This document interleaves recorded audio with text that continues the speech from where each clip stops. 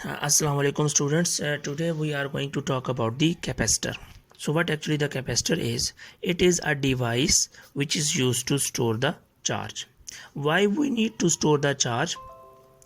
Practical applications में हमारे पास कई ऐसी ज़रूरियात होती हैं जिनमें हमें इलेक्ट्रिकल एनर्जी को स्टोर करने की ज़रूरत पड़ती है, बिकॉज़ हर वक्त हर टाइम पर हमारे पास इलेक्ट्रिकल एनर्जी का जो सोर्स है वो अवेलेबल नहीं होता। अगर होता भी है तो हमारे पास उसकी लिमिटेशन होती है कि वो हमें एक वक्त में कितनी इलेक्ट्रिकल एनर्जी प्रोवाइड कर सकता है।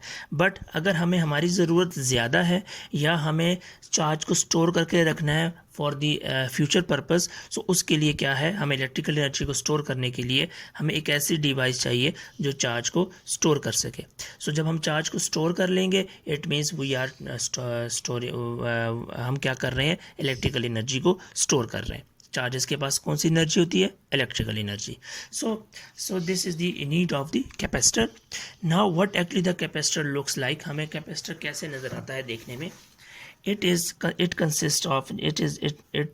consists of parallel plates. It consists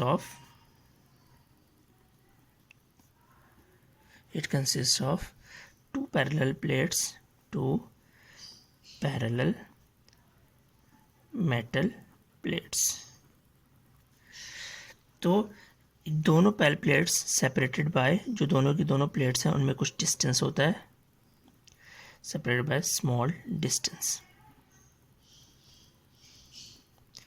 Second thing is, जैसे कि मैं यहाँ पर बना देता हूँ, ये एक प्लेट है, सिमिलरली ये दूसरी प्लेट है।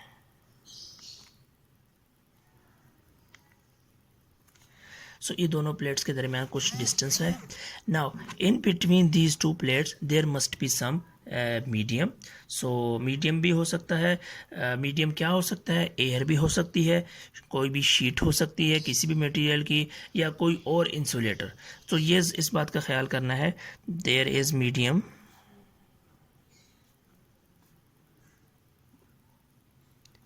बिटवीन